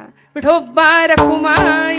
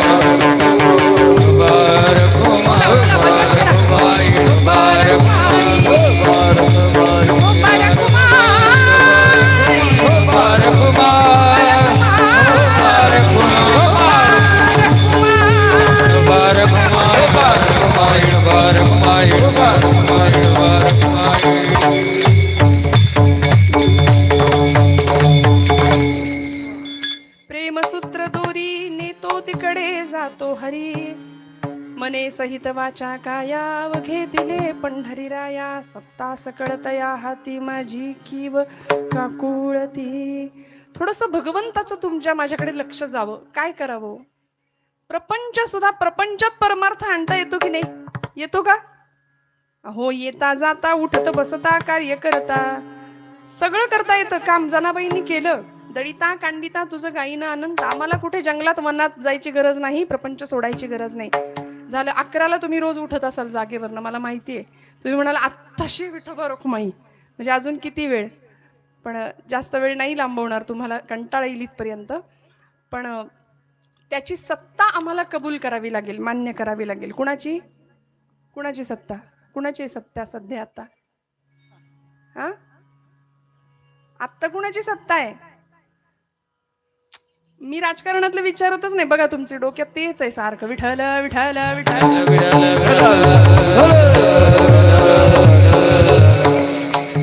मी आधीच म्हटलं आम्ही कुठल्या पक्षाचे नाही. तुकोबा म्हणतायत सत्ता सकल तया हाती. अहो, तो सत्ताधीश सर्वज्ञ. मग त्याला कोणी पांडुरंग म्हणतंय, कृष्ण म्हणतंय, गणपती म्हणतंय, शंकर म्हणतोय. जो तो एक जण म्हणला ताई श्रावणात आता 16 सोमवार केले नवे, काय रोज 108 बेलपत्र वाहतोय. शंकर काही पावतच नाही म्हणले. बदलू का देव? तुम्ही म्हणत असाल तर देव बदलतो. देव उपासना भक्ती देवाला बदलण्याकरता नाही, तुमच्या माझ्यामध्ये बदल व्हावा. मग तो बदल कसा होईल? तो आमच्या आहारातनं होईल, विचारातनं होईल, संस्कारातून होईल. पण आमचा आहारच जर आम्ही सेवन करताना तो तामसी असेल तर तुम्ही म्हणाल सगळंच सांगताय आज तुम्ही आमचं. नाही, माझं कुणाला काही म्हणणं नाही व्यक्तिगत, पण खरं सांगू, मांसाहार हा माणसाचा आहारच नाहीये. वाघानं एखादं श्वापद मारलं आणि त्यांनी जर त्याला जर वाघाने एखादं श्वापद मारलं तर त्याला पाप नाहीये, कारण मांसाहार हे त्याचं अन्न निसर्गाने निर्माण केलंय. जीवो जीवस्य जीवनम हा जंगलचा न्याय आहे, माणसाच्या जीवनाचा नाहीये. त्यामुळे मांसाहार हा माणसाचा आहार नाहीये. बर, जो आहार करू, इकडचा वर्ग, महिला वर्ग, आपण जो आहार करू तो इथं केल्याची किंमत नाही, खाल्ल्याची किंमत नाही, गिळा एकदाशी. हे असं जर दिलं पोराबाळांना, आपल्या पतिदेवांना, आपल्या घरातल्या सगळ्यांना, तर ते जो काही तुमचा सगळा राग आहे दिवसभराचा तो सगळा त्या भाकरीत उतरेल आणि ती भाकरी यांच्या पोटात जाईल. मग यांच्याकडून होणारं वर्तन का तुम्ही आपण चांगलं अपेक्षित ठेवायचं? है की नाही? याचा अर्थ तुमच्या सगळ्यांचं समर्थन करते असं नाही बरं. हा, असं म्हटलं की फार लोक आपल्या सोयीने अर्थ घेतात. कधीतरी तुम्ही सुद्धा कौतुक केलं पाहिजे. नाही झाली चपाती, नाही झाली भाकरी चांगली, आमटी चांगली, भाजी चांगली, म्हणायचं बाई तुझ्या हाताला काय चव आहे, आहा, उगीच तू आहेस म्हणून सगळं चाललंय. मग इकडचं वाक्य असतं, मी आहे म्हणून टिकले, आहे की नाही? सगळं घराघरात आहे हो. तुम्ही आमच्याकडे बघू नका, विठ्ठल विठ्ठल विठ्ठल. पण मी एक गंमत बघा, तुम्ही आपण करून बघूया, थोडस करून बघूया, प्रयोग करायला काय हरकत आहे? महिला वर्ग तुम्ही ऐकाल ना माझं? हो म्हणा. हा, बघा यांचा सगळा राग जातोय का? थोडा प्रयत्न करायला काय हरकत आहे? जे काही शिव्या येतात तोंडात, जे काही अभद्र बोललं जातं, वागलं जातं, हा, अहो यांच्या रूपाने लक्ष्मी आहे तुमच्या घरात. कधीतरी विचार करा. नातीच्या रूपाने असेल, पणतीच्या रूपाने असेल, मुलीच्या रूपाने असेल, सुनेच्या रूपाने असेल, बायकोच्या रूपाने असेल, आईच्या रूपाने असेल, लक्ष्मी स्वरूप म्हणून तिला कधीतरी बघा. पाडव्याला तुम्हाला ओवाळते की नाही ती? नाही ओवाळते ना? मग पाडवा झाला की लक्ष्मीपूजन असतं लगेच. मग मी म्हणत नाही तुम्ही आरतीचं ताट घेऊन ओवाळाच अगदी, पण कधीतरी कौतुक तर करा. बाई ग, सगळा संसार माझा सांभाळलास तू, आई बापाला मागे टाकून आलीस, माझा संसार फुलवलास, माझ्या आई वडिलांना सांभाळलंस, तडजोड करत का होईना, कोंड्याचा मांडा करत का होईना, पण संसार इथपर्यंत आणला. म्हणून बघा जुन्या बायका आमच्या 60, 65, 70च्या काय प्रपंच केले त्यांनी. पहिला पै गाठ मारून आजपर्यंत. म्हणून या सगळ्या पोरांना हे दिवस बघायला मिळतात. प्रचंड कष्टातनं फुलवला संसार, प्रचंड तडजोडी केल्या, प्रचंड संघर्ष केला. तुकोबराय म्हणले, रात्रंदिन आम्हा युद्धाचा प्रसंग, अंतर्बाह्य जग आणि मन, आणि हे युद्ध तुमच्या माझ्या जीवनात अखंड चाललंय. ईसीजीची रेषा कधी बघितलीये का? ऍडमिट असलेल्या माणसाला जर लावला असेल ईसीजी तर बघितलीये का आपण? कशी असते ती? कशी असते? हो ना, ती सरळ झाली तर माणूस मरतो. मग जिवंतपणाचं लक्षणच चढ उतार आहे ना. संघर्ष हे जिवंतपणाचं लक्षण आहे. मग कशाला तक्रारी करायच्या नको त्या गोष्टींच्या? त्यामुळे आपण काय करायचं माहिती? आपल्या सगळ्यांना हरिपाठ पाठ आहे की नाही?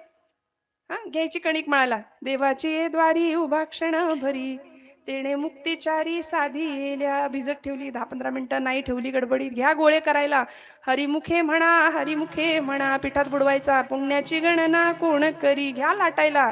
असोनी संसारी जिव्हे वेगू करी, वेदशास्त्र उभारी बाह्या सदा टाकत तव्यावर. हरिमुखे म्हणा फुगली बघा पुढच्या मिनिटाला. पुण्याची गणना कोण करी, ज्ञानदेव म्हणे व्यासाची आखुण्या. द्वारकेचा राणा.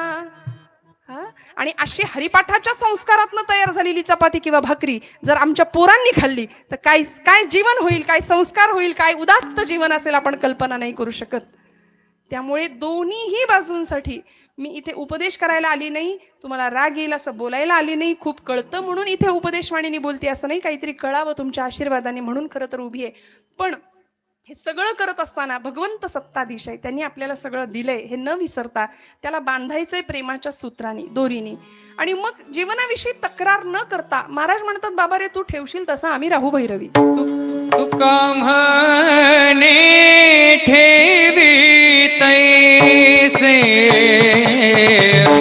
तुका म्हणे ठेवी तैसे, तुका म्हणे ठेवी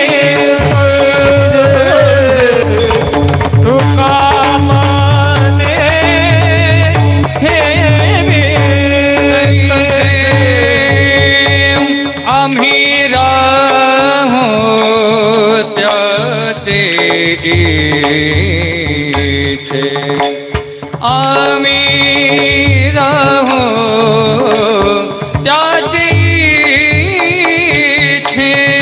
मने सहित वाचा काया, मने सहित वाचा काया. आम्ही राहो त्याचे, आम्ही राहो त्याचे जे मने सहित वाचा कायो, मने सहित वाचा काया.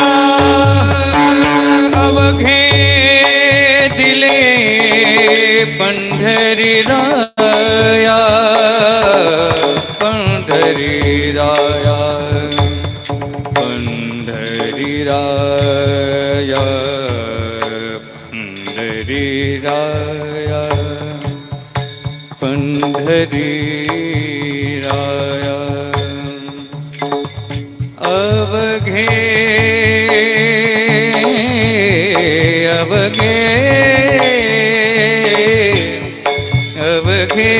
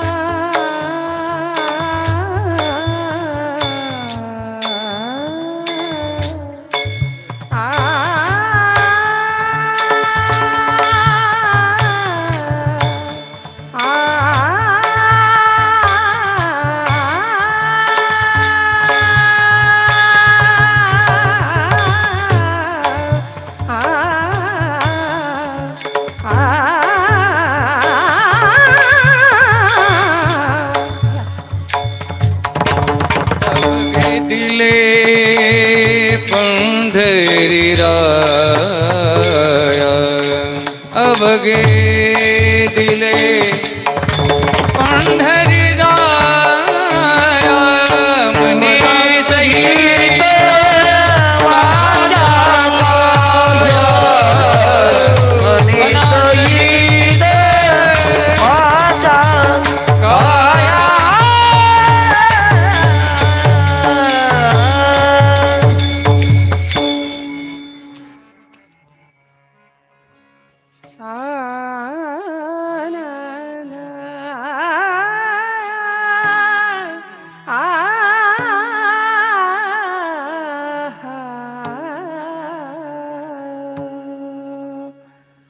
तुका म्हणे ठेवी तैसे आम्ही राहू त्याचे इच्छे मने सहिता वाचा काया अवघे दिले पंढरी राया.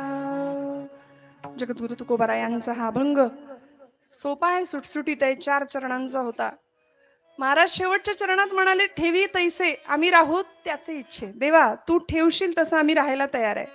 भगवंता उगीच आम्ही तक्रारी करतो की नाही आयुष्याबद्दलच्या, आम्हाला हेच नाही तेच नाही. पण आपल्याकडे एक म्हण आहे बघा, पेला किती रिकाम आहे हे बघण्यापेक्षा पेला भरलेला आहे अर्धा, किती भरलेला आहे हे बघावं.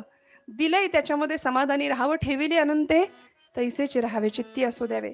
आणि तक्रार करणं हा मनुष्य जातीचा स्वभाव जरी असला तरी ही तक्रार मुळात आमचंच गाठोडं घेऊन आम्ही आलोय इथे, कर्मबंधन घेऊन आलो म्हणून इथे भोगावं लागतंय. पूर्वजन्मीचे ऋणानुबंध आहे, पूर्वी कुणाला दिलेला त्रास, ती सगळी मंडळी शेजारी नातेवाईक भाऊ बहीण बनून आले तिथं आणि देत आहेत आपल्याला त्रास.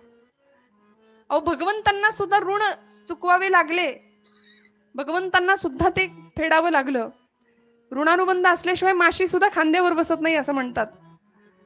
त्यामुळे सगळा देह प्रारब्धावर सोडून द्यायचा, मन सद्गुरूंच्या चरणावर वाहून द्यायचं आणि वाणी भगवंताच्या नामामध्ये.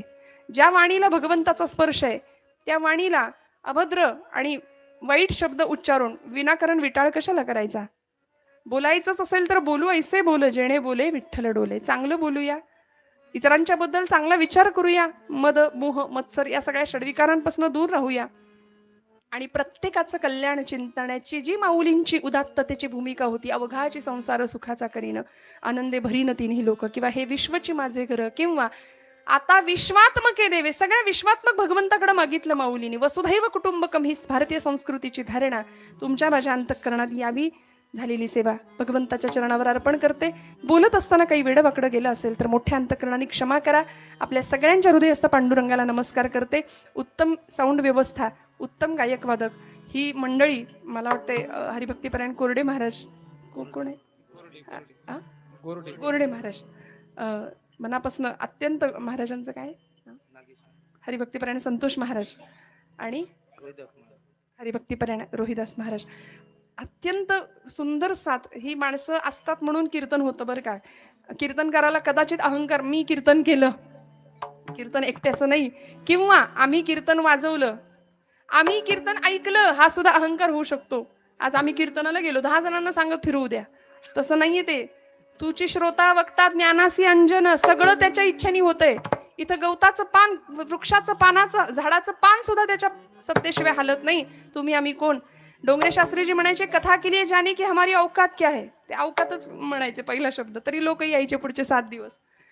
कथा के लिए जाने की हमारी औकात क्या है, कथा के लिए तो वो जाते हैं जिनको बाके बिहारी बुलाते हैं. आणि मारुतीरायांच्या या सुंदर पवित्र प्रांगणामध्ये आपण सगळे रोज येत आहात. असंच कीर्तनाप्रती आणि जमलंच तर कीर्तनकारांप्रती प्रेम राहू द्या. वास्तविक कीर्तनकार येतील जातील, पण ही गादी, या गादीशी निष्ठा आपल्या सगळ्यांची एकनिष्ठ राहू द्या. झालेली सेवा भगवंता चरणी समर्पित करते. ज्ञानेश्वरा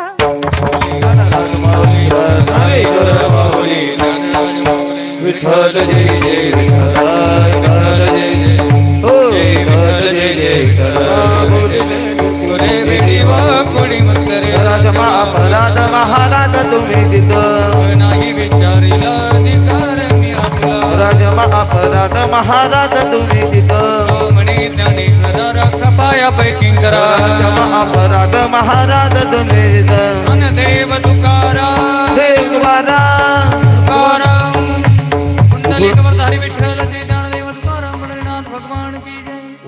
भगवंताच्या कृपेने